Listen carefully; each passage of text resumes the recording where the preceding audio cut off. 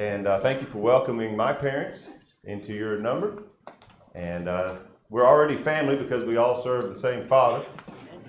And now we'll be family in another way as well, I hope. In the years to come, we'll be seeing more of you from time to time as we come to visit and getting to know you all better. I'm looking forward to that. Today we're going to be looking at a passage in Exodus for our main text, Exodus chapter 34. If you want to find that in your scriptures. This is a very important passage, a key passage, and really fitting with the song we just sang. Ancient words. Some very ancient words here that God himself revealed to Moses. Verses 6 and 7 is the passage that I want to draw your attention to as we begin. Begins, the Lord passed before him and proclaimed, the Lord, a God gracious, merciful and gracious, slow to anger and abounding in steadfast love and faithfulness, keeping steadfast love for thousands, forgiving iniquity and transgression and sin, but who will by no means clear the guilty, visiting the iniquity of the fathers on the children and the children's children to the third and fourth generation. I say this is a key passage for a few reasons. One, of course, all scripture is given by God, is inspired, is profitable, is good for us and what we need to understand. But there's a couple of things that make this passage very important. One of them is that it's God himself revealing to man something about himself.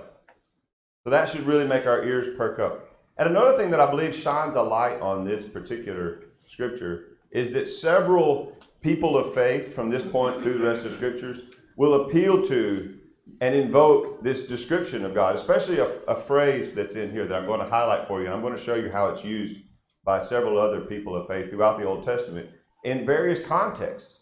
And so what I want to do for our lesson this morning is we'll look at the context of this statement, what's going on here in Exodus 34 when this is made.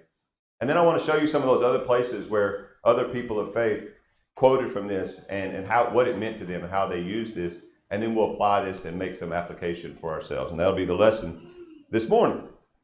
So the context of this, really, if you went back up to chapter 19, I struggle with how far back in the story to start because you could just sort of keep going. But where the people of Israel at the foot of Mount Sinai, and God has rescued them from slavery in Egypt, of course. They've crossed the Red Sea. They've already had the manna. They've already come there to the mountain. And once they arrive at the foot of Mount Sinai, God descends on the top of the mountain in a cloud, and he essentially offers what you could compare to a marriage proposal. He wants them to be his special people. In chapter 19, notice that God begins let's begin in verse 4. You yourselves have seen what I did to the Egyptians, how I bore you on eagle's wings and brought you to myself. Now therefore, if you will indeed obey my voice and keep my covenant, you shall be my treasured possession among all peoples. For all the earth is mine, and you shall be to me a kingdom of priests and a holy nation. These are the words you shall speak to the people of Israel. So Moses is sent with this proposal, this offer, that God's brought them to himself. He's rescued them, brought them, and he said, I want you to be my special people. Of course, Moses goes, delivers this message. The people respond, yes. They say, they accept God's offer. They say, in fact, verse 8, the people answered together and said, all that the Lord has spoken, we will do. So this begins a revelation of God about his commandments. Chapter 20 is the Ten Commandments. Notice how the Ten Commandments begin. Verse 2, I am the Lord your God who brought you out of the land of Egypt, out of the house of slavery. You shall have no other gods before me. You shall make no graved image or carved image of anything in heaven above or earth beneath. So and so forth. And in the following chapters, God gives them more rules, more laws. Turn over to chapter 24. They reach kind of a summary point there, and the covenant is sealed. The people, this is sort of like the marriage ceremony now. So there's been the offer, there's been the acceptance, and now they basically come to terms. God has revealed to them his laws that will be the foundation of this relationship, this covenant. The people agree to all of this. They say, we'll do everything the Lord has said.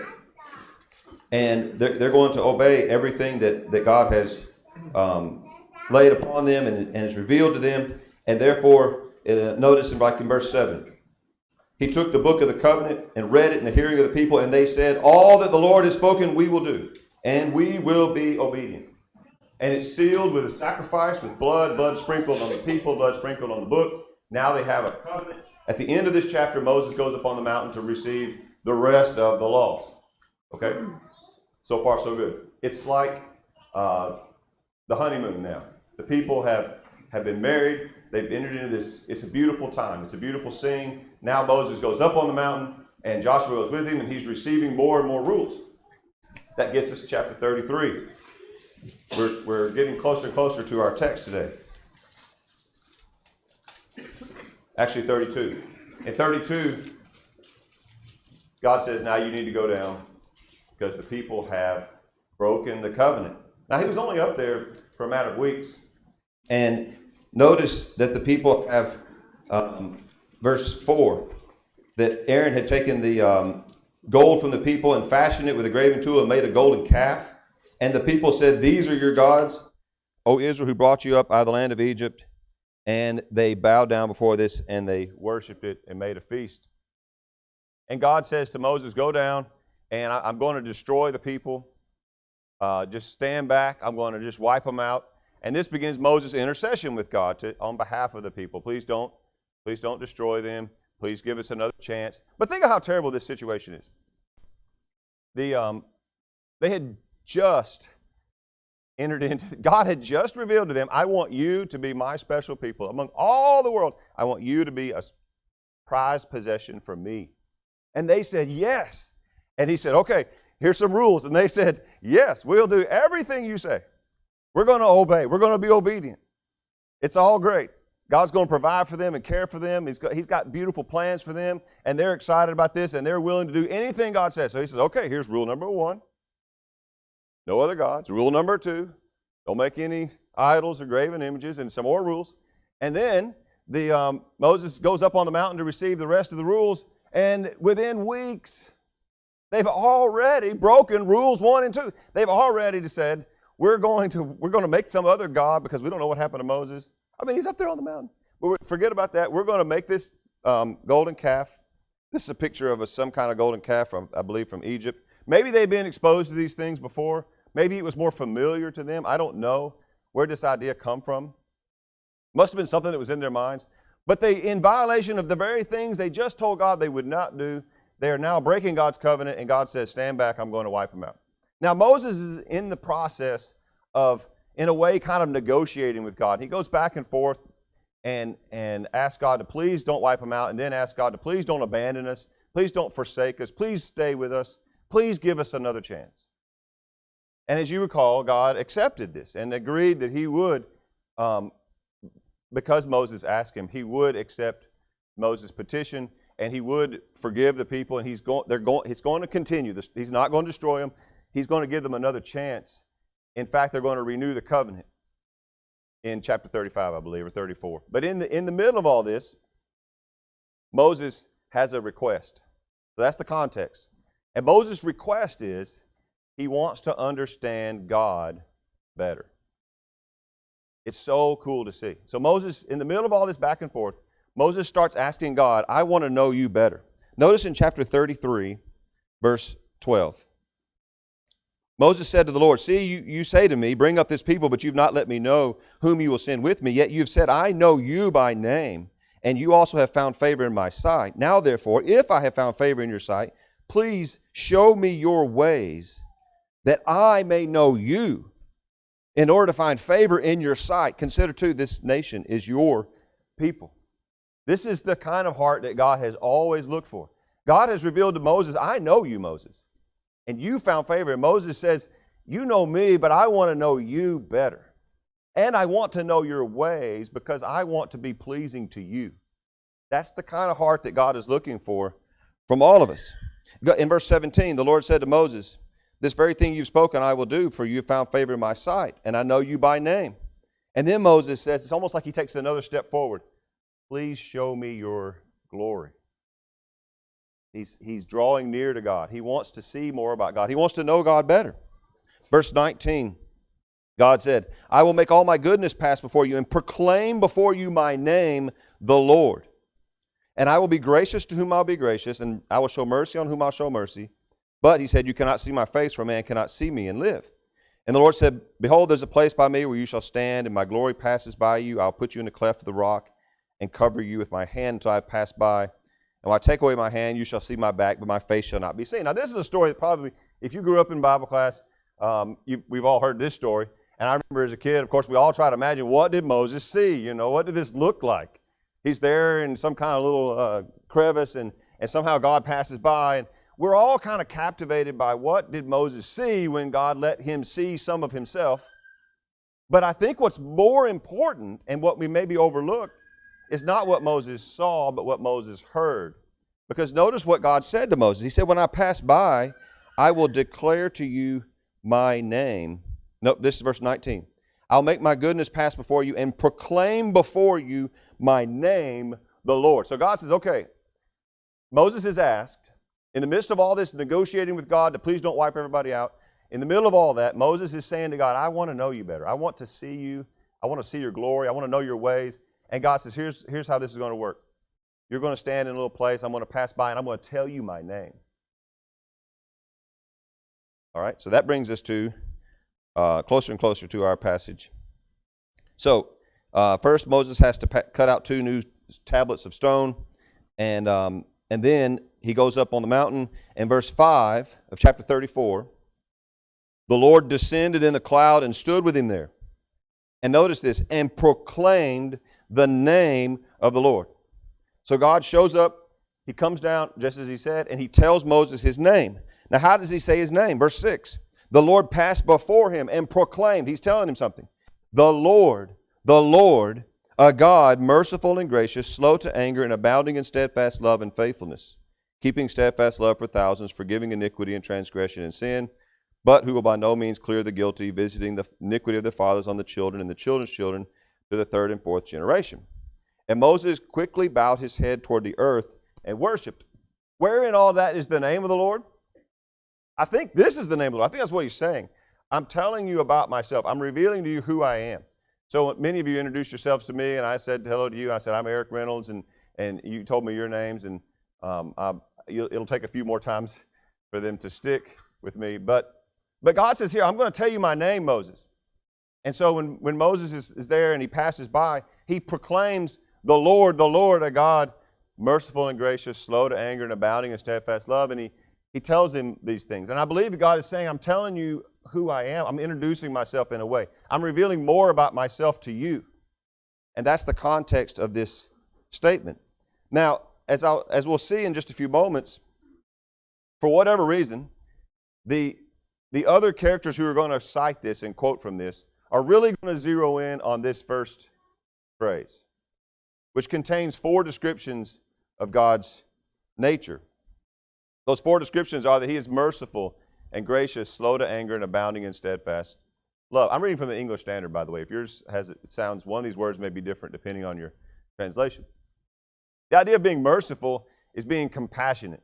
You might recall that when Jesus was on earth, the sick and the lame, and those people would say, have mercy on me, Son of David. Have mercy. What they're wanting is compassion. They wanted Jesus to see them and be moved with compassion to help. That's what it means to be merciful. It means to care. It has to do with kind of warm feelings that you would have for someone that makes you motivated to do something. The something you would do in the case of God is what we call God's grace. God's grace is when God acts and does something for us. So his mercy is what puts him in this frame of mind, we might say, to be desiring to help. And his grace is what he does for us that we couldn't do. So he's merciful, he cares. He's gracious, he helps. He's slow to anger, and aren't you glad? Imagine if God was not slow to anger. None of us would make it. We wouldn't be sitting here. And he's abounding in steadfast love. This word is translated in some translations goodness. It's sometimes translated mercy. Apparently, the translators struggle with a English word that kind of captures the entire thought. But it is a enduring quality of God. It's steadfast. The steadfast love of the Lord never ceases. His mercies never come to an end. It is a characteristic of God that is enduring and lasting and doesn't go away. Now, having kind of focused in on those, I want to now show you how other authors use this description, this 4-fold description of God in various contexts. So one of the first ones we'll look at is David.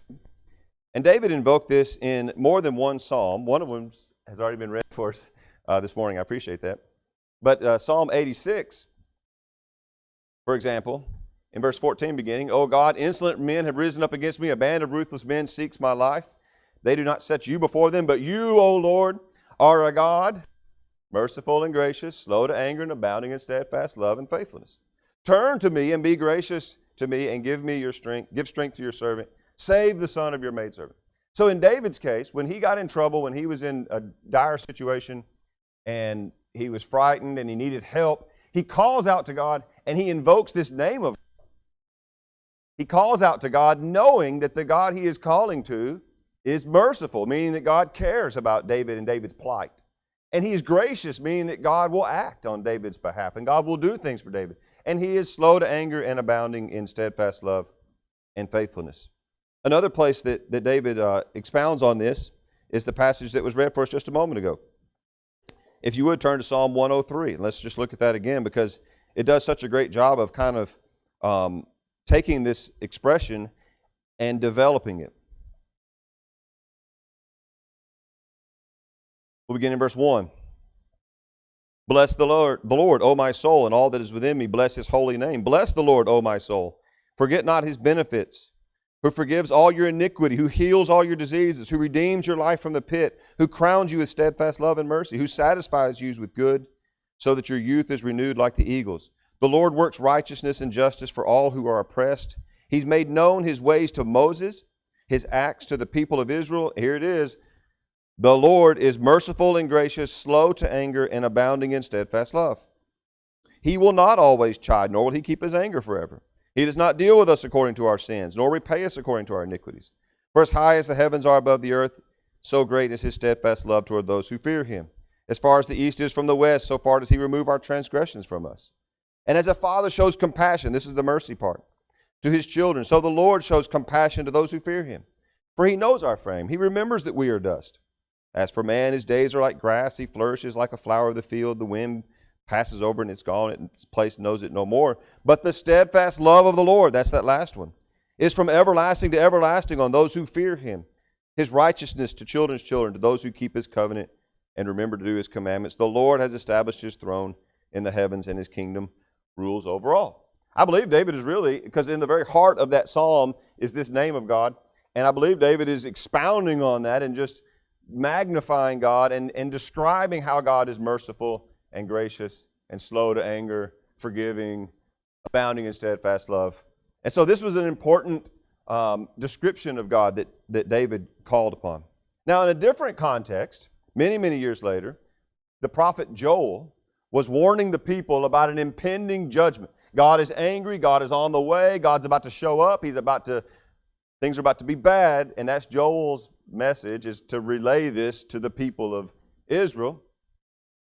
And for example, we come down to verse 15. He says, Alas for the day of the Lord is near, and as destruction from the Almighty it comes. Joel's telling him, hey, time's up. God's here. He's basically at the foot on the doorstep, and you're about to be punished. He says in chapter 2, beginning verse 1, Blow a trumpet in Zion, sound an alarm on my holy mountain. Let all the inhabitants of the land tremble, for the day of the Lord is coming, it is near, a day of darkness and gloom, a day of clouds and thick darkness. That sounding an alarm, it reminds me of when do you have tornado sirens here? Or is that just a Tennessee thing? Does the siren go off? No? Okay. Well, at home the sirens go off. When you hear the sirens going off, you know that somebody thinks there's a tornado approaching. But here he's like, get up on the mountain and sound the alarm, blare out this warning. It's coming. It's almost here. And does it mean that they're out of time? Let me skip over that one and come to this. Verse 12. Yet even now declares the Lord, return to me with all your heart, with fasting, with weeping and mourning, and rend your hearts and not your garments. Return to the Lord your God. Why? For he is merciful and gracious, slow to anger and abounding in steadfast love, and he relents over disaster. Who knows whether he will not turn and relent and leave a blessing behind him, a grain offering and a drink offering for the Lord your God. So in this case, the circumstance is God is coming in judgment. You're out of time. But even now, Joel pleads with him. The Lord pleads with him. Even now, please prepare your hearts and return. Why? Because the Lord we serve, our God, is merciful and gracious and slow to anger and abounding in steadfast love. Perhaps it's not too late. Turn even now. And so that was the message of Joel and how he used this. Now, the final one that I want to share with you is one that's ironic. And it's from the prophet Jonah. Now, you'll recall that Jonah himself was on the receiving end of God's mercy and grace when he tried to run away and he was swallowed by the fish. And then he prayed to God from the belly of the fish in chapter 2. He said, I called out to the Lord out of my distress. He answered me out of the belly of Sheol. I cried. You heard my voice. Verse 7 of chapter 2, and my life was fading away. I remember the Lord. My prayer came to you in your holy... This is like Joel. His life is leaving him, and yet he's praying to God. And even then, it wasn't too late. And God had the fish spit him out, gave him another chance. Why? We know why, right? Because that's who God is. But Jonah was on a mission that he didn't want to go on. He had to go preach to the people of Nineveh. And he preached to the people of Nineveh, and they listened. It might be the only time ever that a preacher is upset that people listen to what he was saying. But Jonah is upset because the Lord relented from the disaster he was going to bring upon the Ninevites, right? The people of Nineveh responded to Jonah's message, and they repented, and God did not destroy them. And notice how Jonah responds in chapter 4. It displeased Jonah exceedingly, and he was angry. And he prayed to the Lord and said, Oh Lord, is not this what I said when I was yet in my country? That's why I made haste to flee to Tarshish, for I knew, what did he know? That you are a gracious God and merciful, slow to anger and abounding in steadfast love, relenting from disaster. Therefore, take away my life from me. It's better for me to die than to live. And the Lord said, Do you do well to be angry? Jonah says, I see, God, I knew it. I knew this is the kind of God you are, and this is the very thing I was afraid of, that if I came and preached to them, that they might actually listen, and then you would do what you do, which is forgive and be patient and be merciful. And I didn't want you to be patient and merciful. I wanted you to destroy them. That's why I did not want to. See, God, I told you, I knew this about you. How did Jonah know that? How did David know that? How did Joel know this about God? It's because on the mountain in Exodus 34, God revealed this to Moses. And when you think about the context of that, it was when the people deserved to be wiped out, and yet they were given a second chance. They were given another opportunity to be forgiven and to serve God and to know Him, and God remained in their midst. And God says in the storm that was happening there, He has this beautiful moment with Moses where He says, I'm going to tell you my name. And this is what He tells him. And that was something that the people of Israel latched onto as an important description about God and knowing God and who God is, because remember, came in response to Moses' request, I want to know you better. Please show me your ways. Please help me see your glory. And God says, here's how I'm going to do it. I'm going to pass by. I'm going to tell you my name. And then he saw something. We don't know what he saw, but we know what he heard. Now let's consider some applications of this, and then the lesson will be yours. I think in each one of these we can kind of draw out a different application. God said something interesting to Moses. Before he has this moment where he reveals this, when Moses is begging God to not destroy the people and to not abandon them, God says this, I will make all my goodness pass before you and proclaim before you my name, the Lord. And then he says, and I will be gracious to whom I will be gracious, and I will show mercy on whom I will show mercy. It's important for us to understand that it's God's prerogative to determine who and when He will show mercy and grace. The terms of His mercy and grace. You know, Paul cites this in Romans 9. He said, what shall we say? Is there injustice on God's part? But no, he told Moses, I'll show mercy to whom I show mercy. I'll show grace to whom I show grace. A lot of times I think we try to figure that out. And sometimes we might argue about it and we might have strong feelings about it. Well, I think God would be merciful. Or I think God would not be gracious. I think this is beyond and this is within. And unless God has revealed it to us, the only way we can know anything about God is what He tells us. And when He has not revealed it to us, we have to understand that God is the one who determines when He's going to show mercy and when He's going to show grace. It's our part to have the heart of Moses and just humbly want to come seek Him and try to please Him.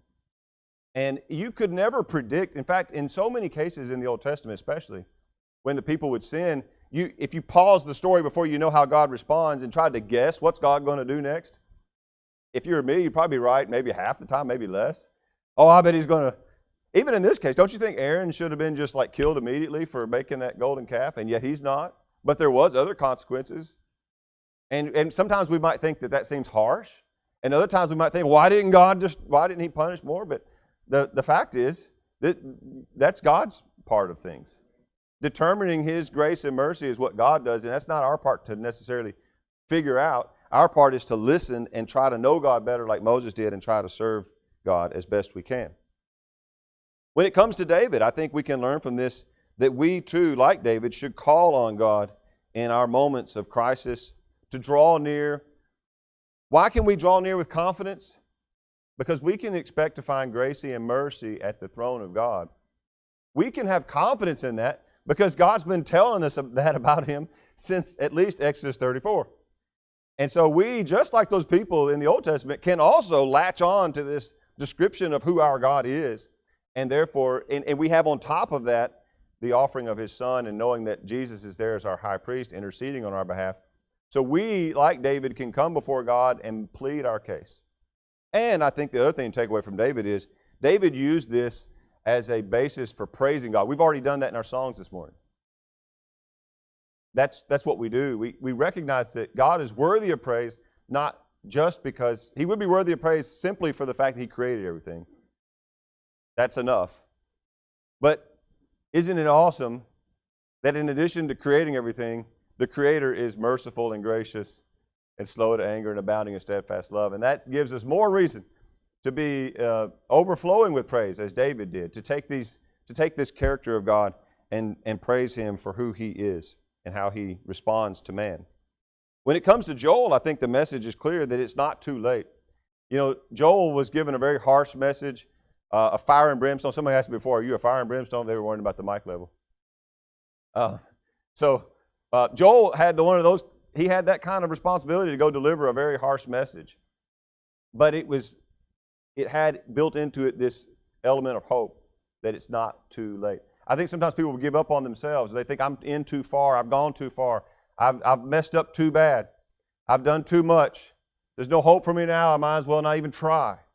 That's Satan talking. That's not God talking, because when God speaks, He says, even now return.